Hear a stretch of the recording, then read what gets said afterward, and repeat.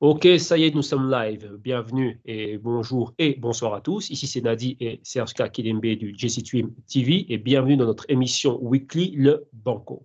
Et donc là, comme vous savez bien, on va analyser tout ce qui est business, tout ce qui est blockchain et tout ce qui est Bitcoin et on fait une rétrospective weekly. Et cette semaine-ci, il s'est passé beaucoup de choses. Donc, on va faire un résumé qui va être vraiment bien concis et on va aller directement au grain. Donc, Nadi, bonsoir.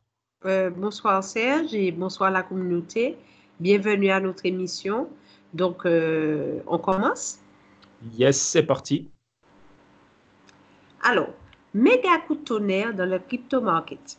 Les actifs ont subi des pertes dépassant les 10% en moyenne, laissant la crypto-communauté sans voix et ébranlée par l'accélération du violent mouvement baissier. Le Bitcoin a même perforé le support des 7 000 $. Yes. Alors là, comme vous voyez exactement, qu'est-ce qu'on a? On a, vous voyez le prix en BTC. Donc là, il a atteint les 7250. À un moment donné, il était sous la barre des 7000. Comme on le voit, les plus bas, comme vous le voyez ici à l'écran, donc les hauts de la journée, c'est les 7700 et les bas, ce sont les 6785. Donc une chute de pratiquement 1000 $. Donc c'est vraiment super violent.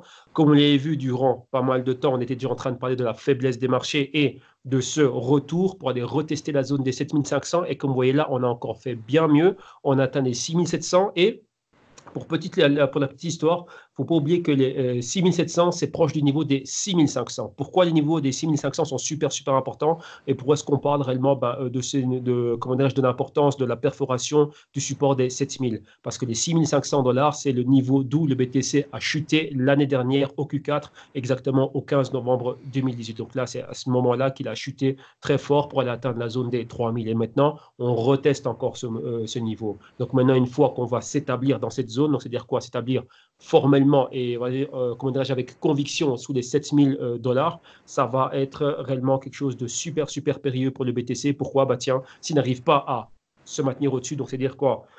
Atteindre les 7000 dollars, repartir au-dessus de ce niveau. Là, maintenant, directement, psychologiquement, on va avoir le spectre du fantôme de ce qu'on a vécu l'année dernière au Q4. Et donc là, on pourrait le voir, tiens, encore une fois, replonger sous la zone des 6500, sous les 6000, et là, on verra jusqu'où il peut aller. On a vu en interne durant la semaine une intervention de Willy Woo et de Tom Weiss, donc l'ex JP Morgan, qui est maintenant qui fait partie de l'écosystème Bitcoin, enfin Bitcoin maximaliste, etc. Et lors d'une de leurs vidéos live d'analyse, ils parlaient du niveau des 4500. Donc pour eux, le BTC pourrait encore aller bien plus bas et de ce fait faire saigner aussi toutes les altcoins. Donc voilà en gros ce qu'on peut constater. Maintenant au niveau de la market cap, on voit qu'elle a plongé sous les 200 milliards de dollars et au niveau de la dominance du BTC, elle est dans la zone des 66% et demi. Donc on poursuit. Alors, crypto écosystème au 23 novembre 2019. Donc là, comme vous voyez, on a une rétrospective weekly. Donc ça, c'est le heat map weekly. Donc on voit la performance des 7 derniers jours. Et comme vous voyez, au niveau des 7 derniers jours, on a une chute du BTC de 14%. Donc là, on était bien plus bas. Donc on a eu un dip sous les 7000 dollars. Donc là, c'est la clôture. Donc vraiment, heure de Paris, c'est, on va dire, 23 heures, allez, minuit moins quart. Donc juste avant 0 heure. Donc là, en fin de journée au 22 novembre et regarder un peu ce qui se passe dans tout l'écosystème. Donc rapidement pour commenter cela. Comme on avait vu la semaine dernière, il y avait le XRP qui faisait son fameux événement mensuel et on voit qu'on avait la zone des 30 cents qui était vraiment un niveau de résistance clé pour l'XRP. Il a perdu ce niveau. Le ETH réellement ne fait pas grand-chose. ETH réellement il est en lévitation. Pourquoi je dis qu'il est en lévitation? On a l'Ethereum 2.0 qui va arriver en début d'année 2020. Donc là pratiquement Q1. Quand je dis Q1, c'est janvier, février, mars. Donc on voit qu'Ethereum se maintient dans cette zone entre les 150 et les 200 dollars. Donc plutôt on va dire il était dans la zone des 175 dollars. Vous voyez que ni trop haut, ni trop bas. Maintenant, il revient au niveau des 150 dollars. Pour faire écho, avec ce qu'on a dit en introduction, donc là, la chute du prix du BTC sous les 6500 pour atteindre les 3300, Ethereum, c'est 85 dollars. Donc là, pratiquement, on peut parler d'encore un moins 50%, entre moins 80 et moins 50, entre moins 50%, moins 40 et moins 50% par rapport au niveau que l'on a là maintenant.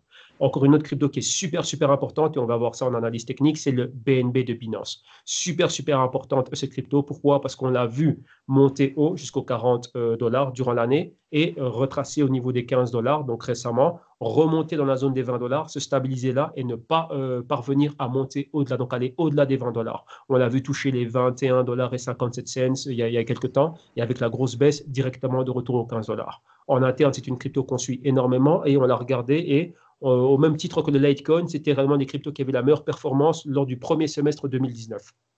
Ce qui fait que maintenant, lorsqu'on le voit baisser comme ça, bah tiens, on a, comment dirais-je, il y a quelques frayeurs comment dirais-je, qui se font ressentir. Pourquoi? Bah, frayeur 1, de le revoir sous les 12 dollars, qui est un niveau psychologique important pour le BNB. Et numéro 2, bah, retourner en double bottom et donc là, effectuer un retour en zone des 4 dollars. Pourquoi est-ce qu'on dit cela et pourquoi est-ce que c'est super, super important?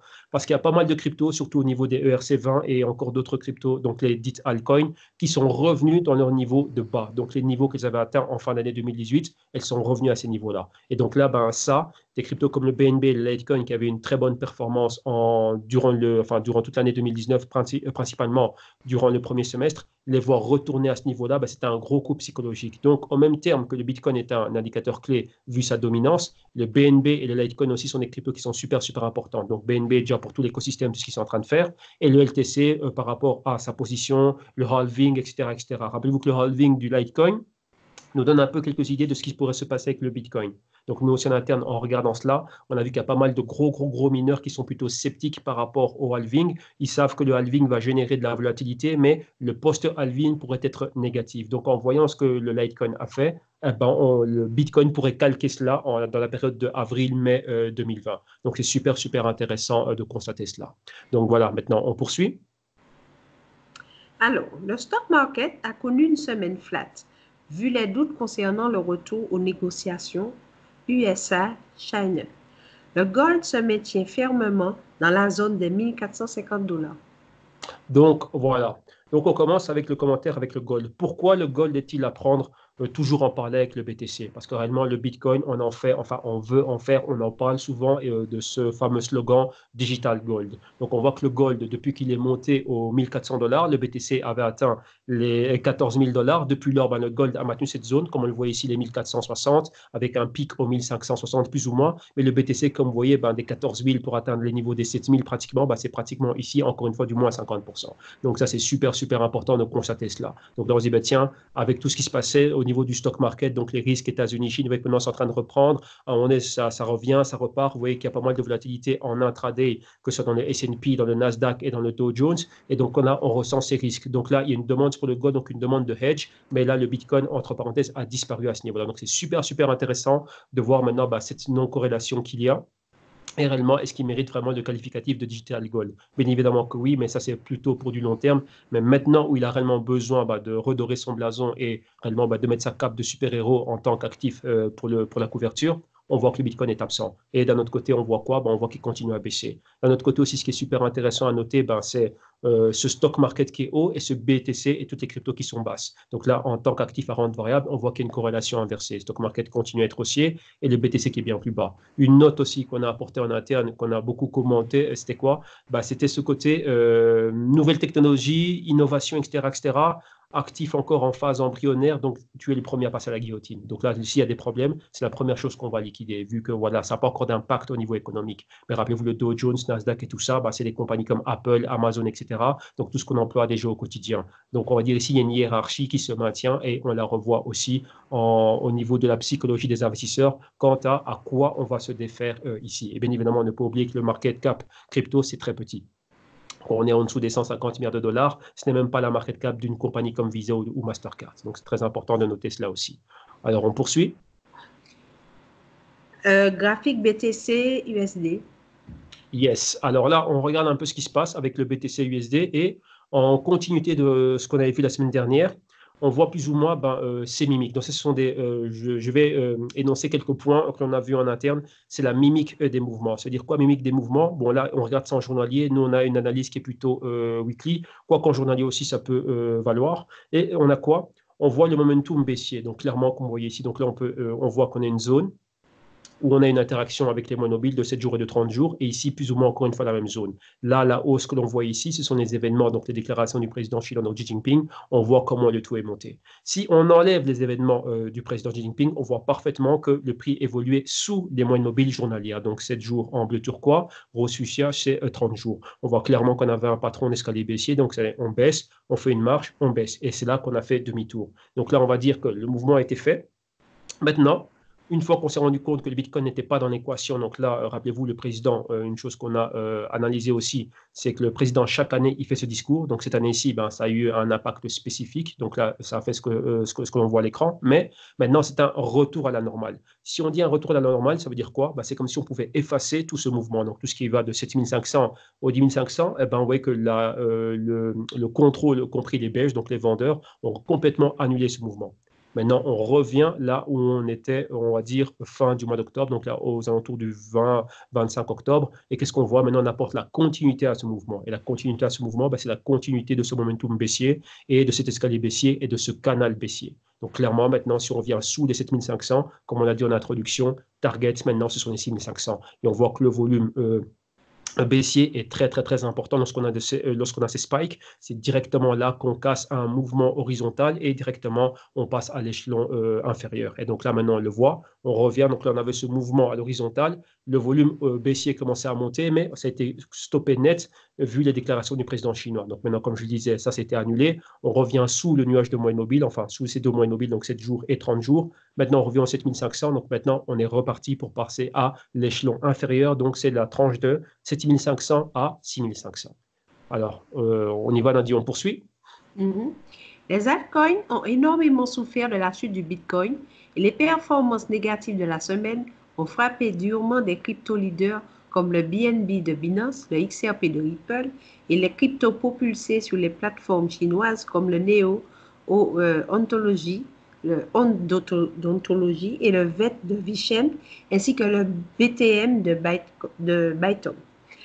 Bon nombre de ces altcoins sont de retour sur les niveaux bas de fin 2018, ce qui nous laisse présager une fin d'année 2019 sous le contrôle des vendeurs.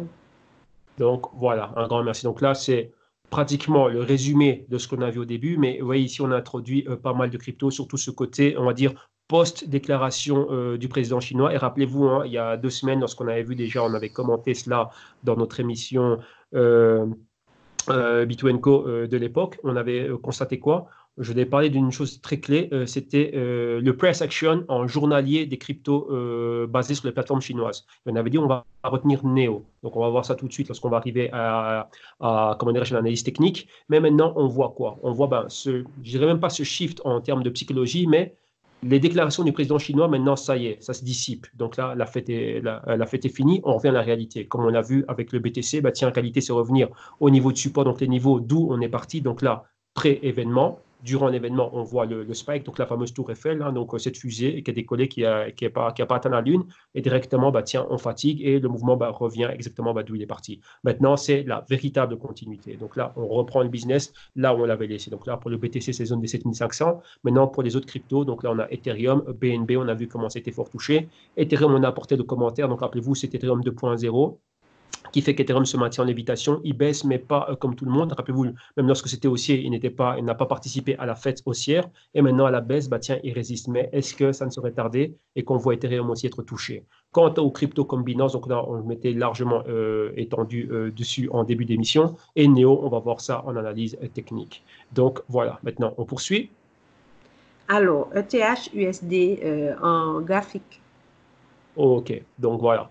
Là, on est au graphique ETH. Et comme on peut le voir, vous voyez qu'on a un mouvement, on peut dire que c'est quand même assez volatile. Donc, on a des zones clés. Donc, vous voyez, les 160 dollars était un niveau de support depuis déjà, comme on voit, fin août, début septembre. Et on avait un pic aux 220 dollars. Bien évidemment, au mois de juillet, on avait un pic avec toutes les cryptos, n'était super haut, mais Ethereum n'était pas aussi haut que ça. Donc, rappelez-vous, avec la phase haussière qu'on a eue du 1er janvier 2019 à plus ou moins 1er juillet 2019, ben voilà, c'est pas spécialement Ethereum qui était super, super chaud là. Donc là, c'était plutôt des cryptos comme Binance et des cryptos comme Litecoin, ceux qui avaient les meilleures performances semestrielles. Maintenant, on en revient à l'ETH. Donc, on a ce spread, donc pas ce spread, mais cette zone qui est comprise entre les 220 dollars comme résistance max, comme on voit ici, les bas, les 160 dollars. Donc, on voit 60 dollars une fois, deux fois, trois fois, quatre fois perforé. Et vous voyez bien qu'on n'a pas de trace, on va dire, des commentaires du président chinois. Ça n'a pas eu beaucoup d'impact ici. Donc, monter, bien évidemment, comme tout le reste du marché, mais après, rien du tout. Vous voyez qu'on on a touché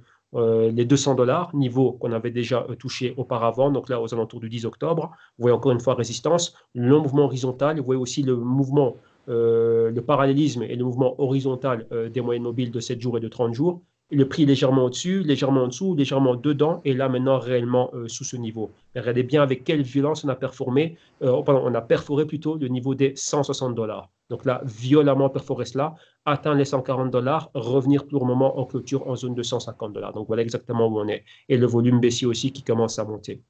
Donc après, ce serait quoi? Ben là, maintenant, s'établir, on va dire, fermement sous la zone des 170, donc évoluer entre les 170 et les 140 dollars et s'attendre à une autre perforation de niveau. Mais dans un premier temps, c'est quoi? S'établir aussi fermement avec confirmation sous les 150 dollars et ensuite voir comment est-ce qu'on va évoluer, on va dire, entre 150 et 130 dollars et peut-être entre 140 et 120 dollars. Mais pour le moment, voilà en gros ce que Ethereum nous montre. Donc là, perforer les niveaux des 160 dollars. Donc on poursuit, Nadi. Alors, graphique BNB USD. Alors, avec le Binance, c'est aussi quelque chose de super, super clé. Rappelez-vous, on a commenté au début d'émission l'évolution du BNB, donc là, depuis les 4 dollars en début d'année, enfin fin 2018, début 2019, monter durant le premier semestre, atteindre les 40 dollars, et depuis lors, on voit la chute. Donc la chute clairement qui nous a ramené jusqu'au niveau des 14 et 15 dollars. Ensuite, revenir et vous voyez bien la zone des 20 dollars, comment elle nous résiste. Ce qui est très important à noter, c'est que les 20 dollars au début, avant, dans la phase de chute, on voit clairement qu'on est sous les moyennes mobiles de 7 jours et de 30 jours. C'était réellement un premier support. Support une fois, deux fois, on a un peu tâtonné et titillé cette zone. Ensuite, on l'a perforé violemment, comme on le voit.